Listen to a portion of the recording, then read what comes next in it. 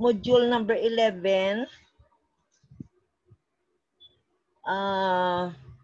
investment in joint arrangements.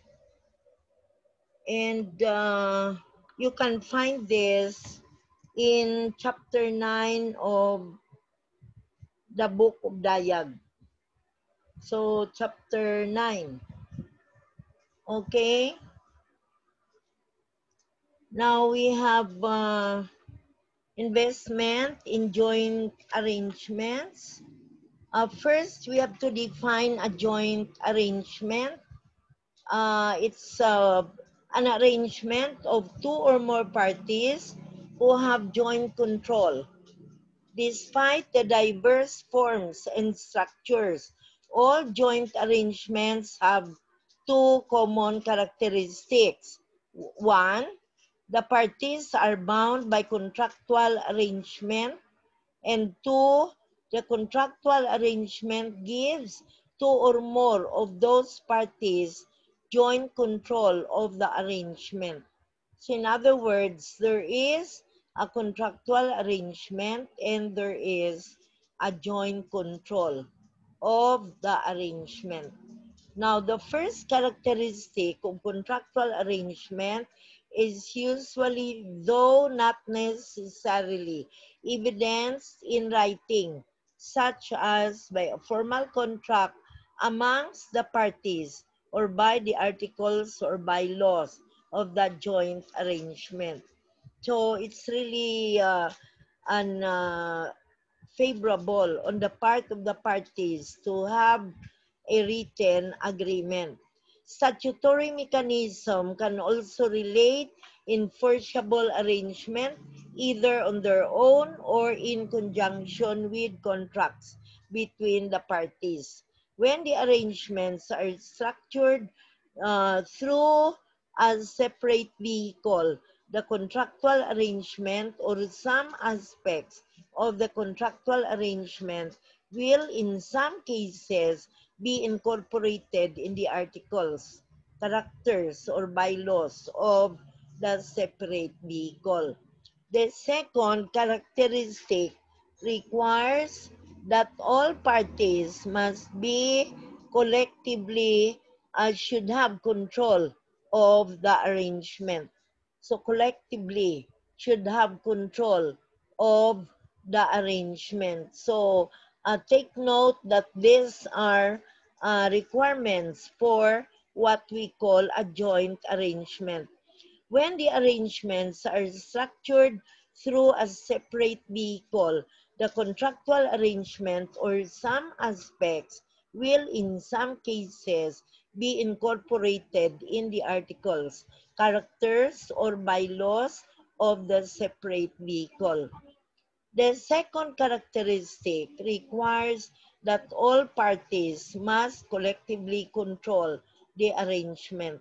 No single party is in a position to control unilaterally the joint arrangement. So there must be a collective control. Collective, in other words, you have two or more parties.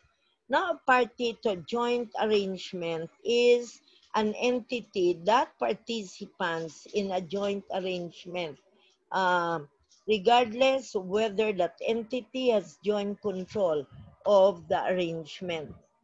So we have now a separate vehicle is a separately identifiable financial structure, including separate legal entities or entities recognized by statute. Separate vehicle may be in the form of a corporation. So we can say that as stated above, some aspects of the contractual arrangement will at the same time be incorporated in the articles, characters, or bylaws of the separate vehicle. And when the arrangements are structured through a separate vehicle. So now we have the definition of a separate vehicle. may be in the form of a corporation. Now, for contractual arrangements, a contractual arrangement sets out the term upon which parties participates in the activity that is the subject of the arrangement. Contractual arrangements generally specify the following: purpose, activity, and duration of the joint arrangement, appointment of members of the board for equivalent governing body, and decision-making processes. Matters requiring decisions from the parties, voting rights of the parties, required level of agreement for those matters, and capital or other contribution requirements. So, for the decision-making processes, we have three matters requiring decisions from the parties, voting rights, and requested level of agreement for those matters.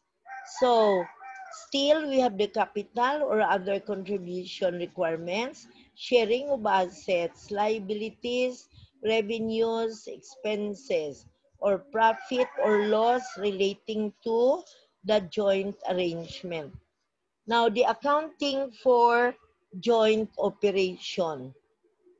For a joint operator recognizes its assets, including its share of any assets held jointly, liabilities, including its share of any liabilities incurred jointly, revenue from the sales of its share of the output arising from the joint operation, share of the revenue from the sales of the output, expenses, including its share of any expenses incurred jointly.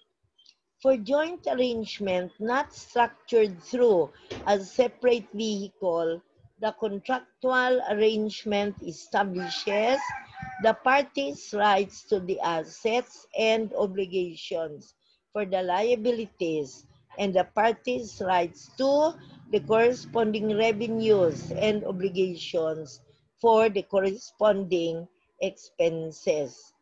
Now, for joint operations that are structured through a separate vehicle, IFRS 11 does not provide any explicit guidance, but where the classification as a joint operation has been based on contractual terms, the guidance above would be relevant. Okay, so we have now your accounting for joint ventures. So we have now a joint venturer shall recognize its interest in a joint venture as an investment and shall account for that investment using the equity method. So again, for the two methods of accounting, as we have already learned, the cost method and the equity method. Now for joint venture, we have to account for the investment by using the equity method. The proportionate consolidation as an option is eliminated. Under the equity method, the investment in joint venture is initially recognized at cost and adjusted thereafter for the post-acquisition change in the venturer's share of the joint venture's net assets. The venture's profit or loss includes its share of the joint venture's profit or loss, and the venture's other comprehensive income includes its share of the joint venture's other comprehensive income. Now we have the equity method again. As we have already discussed the equity method, this time we have it again. An entity recognizes its interest in an associate by applying the equity method. Under the equity method, the investment is initially recorded at cost and the carrying amount is increased or decreased by the investor's share of the profits or losses of the joint venture or associate after the date of acquisition. The investors take the investor takes its share of post-acquisition profit or losses, irrespective of whether dividends are distributed. Dividends received from a joint venture or an associate merely reduce the carrying amount of the investment. If we have to recall under the equity method, when we had the elimination working papers and we prepared entries, by the time the parent receives dividends from the subsidiary, the entry will be to debit cash and to credit investment account. So this time, again, dividends received from a joint venture or an associate merely reduces the carrying amount of the investment, because once you have dividends received, then you have to credit back the investment account. The carrying amount of the investment must also be adjusted for changes in the investor's share of the components of other comprehensive income of the joint venture or associate after the acquisition date. Examples of those changes includes those arising from the revaluation of property, plant, and equipment, and intangible assets, from foreign transaction differences, okay, from the plant and equipment, and you have now the remeasurement of the net defined benefit liability or assets, and from changes arising from fair valuing available for sale investments. The investor share of those changes is recognized in the other comprehensive income of the investor.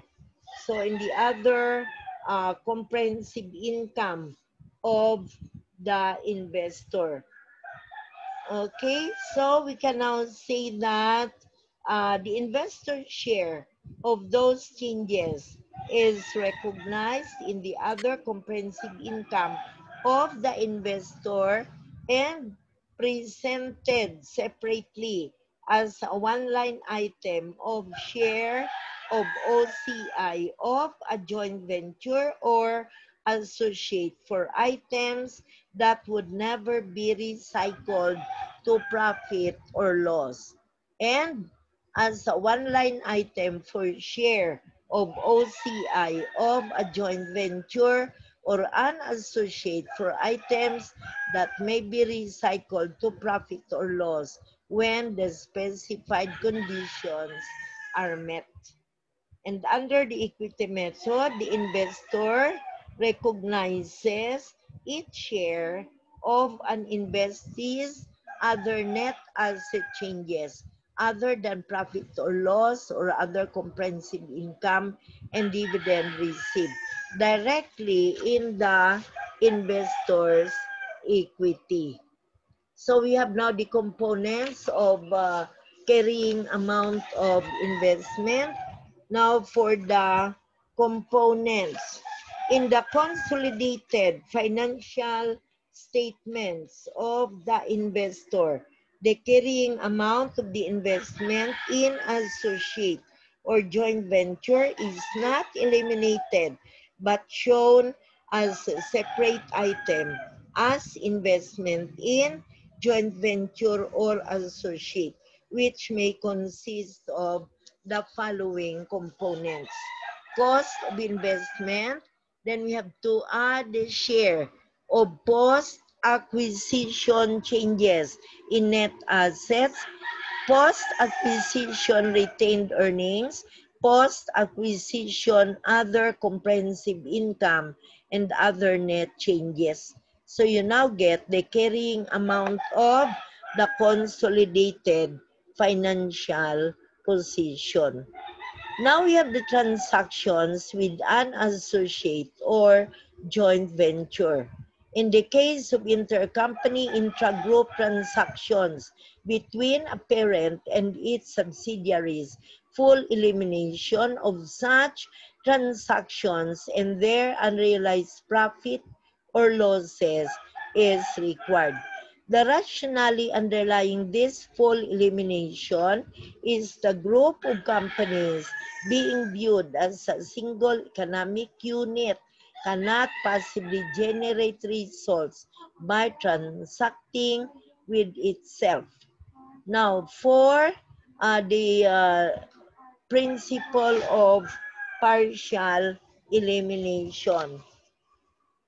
Okay, IAS 28 requires that unrealized profits or losses resulting from upstream and downstream transactions between an investing group and its associates or joint ventures, which are included in the carrying amount of the related assets, should be eliminated partially to the extent of the investment group interest in the associates or joint ventures. The rationale underlying the partial elimination is that an investor, when transacting with its associates or joint venture, is considered to be transacting partly with itself to the extent of its interest in the associate or joint venture and partly with third parties to the extent of their interest in the associate or joint venture. Now we go to intercompany sales of inventories with an associate or joint venture. Where intercompany sales of inventories with an associate or a joint venture occur the inventories have subsequently been sold to third parties within the relevant accounting period, no unrealized profit or loss arises. Okay, occur at all the inventories have subsequently been sold to third parties within the relevant accounting period, no unrealized profit or loss arises. Accordingly, no consolidation adjustments or eliminations for those transactions are required as the investor's share of the profits or losses would have been realized insofar as the group is concerned.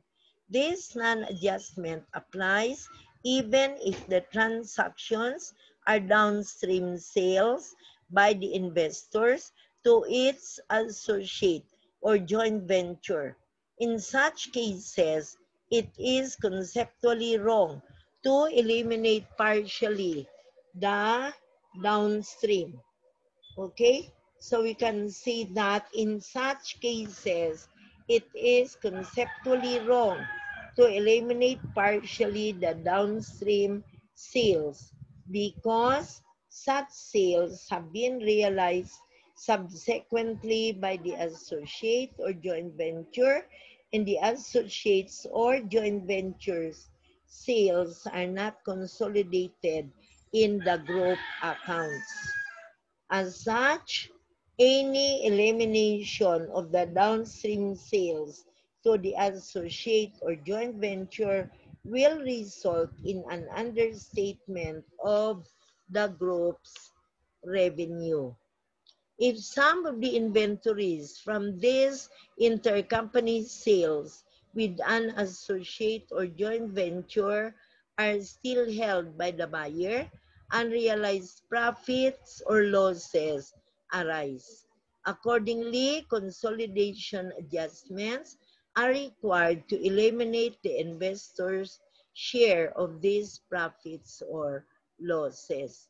The consolidation adjustment or eliminations, however, differ depending upon the direction of the transactions. Next, we have the remeasurement and realization of OCI reserve.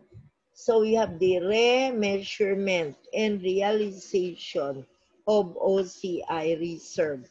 If the investment becomes a subsidiary, the investor shall account for its investment in accordance with IFRS number 3. That's for business combinations. And 10 for consolidated financial statements. In such cases, the investors need to apply the step acquisition requirements of IFRS 3 and 10. When there is a loss of joint control of significant influence, as in a partial disposal, and where the retained interest in the former associate is a financial asset, the investor shall measure the retained interest fair value. The fair value shall be recorded at its value on initial recognition as a financial asset in accordance with IFRS number 9. And the investors shall recognize in profit or loss any difference between the fair value of any retained interest and any proceeds from disposing of a part interest and the carrying amount of the investment at the date the equity method was discontinued. When the use of the equity method is discontinued, the investor shall account for all amounts previously recognized in other comprehensive income. This means that if there are previously recognized components of OCI in the former associate or joint venture, the related reserve shall be reclassified to profit or loss or transferred to retained profits directly at the date the equity method ceases. This transaction reserve of foreign operations, fair value reserve of AFS investments, and cash flow hedge reserve in the former associate or joint venture shall be reclassified to profit or loss.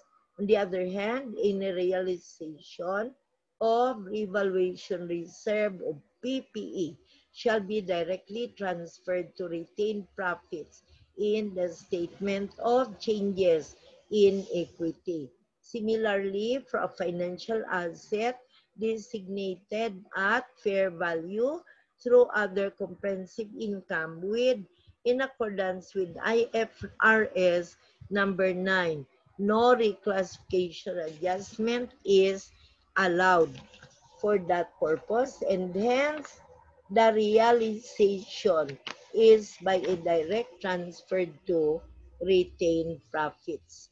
So we have now the other intercompany balances, loans from the associate, amounts due to or due from, and dividends receivable. These balances must not be eliminated on consolidation simply because the items in the statement of financial position of the associate or joint venture are not consolidated. They should be separately disclosed in the consolidated financial statements under the respective classifications, such as long-term loans or from the associate or joint venture. Should also be noted that no attempt should be made to adjust in the group accounts for interest, income, or expense arising therefrom. Now, after this, I'll start with problem number 1 in chapter 9. So once Zoom will end, I am still going to renew for another 40 minutes, but to give you problem number 1 for your illustrative problem. Okay, so we now begin with problem number 1 in chapter 9. Will you refer to page 803 for the problem? Problem number 1. Joint operation entity is unincorporated. January 1, 20x4, KK Company and DD Company signed an agreement to form a joint operation to manufacture a product called plasma. This product is used in the manufacturing of television. To commence the operation, both operators contributed 180,000 in cash. So we have the following requirements for numbers 1, 2, and 3. We are going to, in requirement number 1, we are going to prepare journal entries. In requirement number 2, using the same information in number 1, determine the ending balances in cash and work in process account. And using the same information in numbers 1 and 2, determine on December 31, 20x4, A, total assets, B, KK's investment, and C, DD's investment.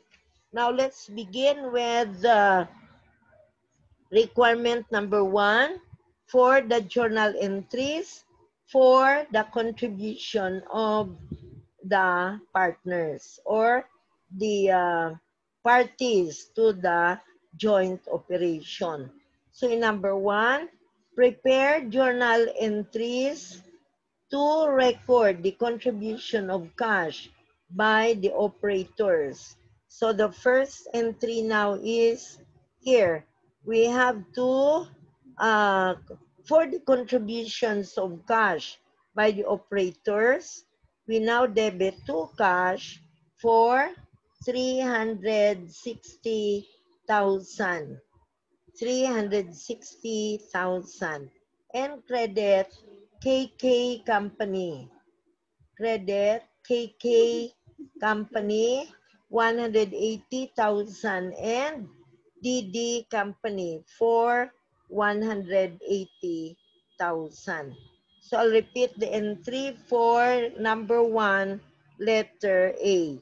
Debit to cash 360,000 and then credit to KK Company 180,000 and credit DD Company for 180,000. B, use of cash and loan to buy machinery and equipment costing 96,000, cash paid 60,000, and the balance on a loan account. And raw materials purchased on account amounting to 78,000. So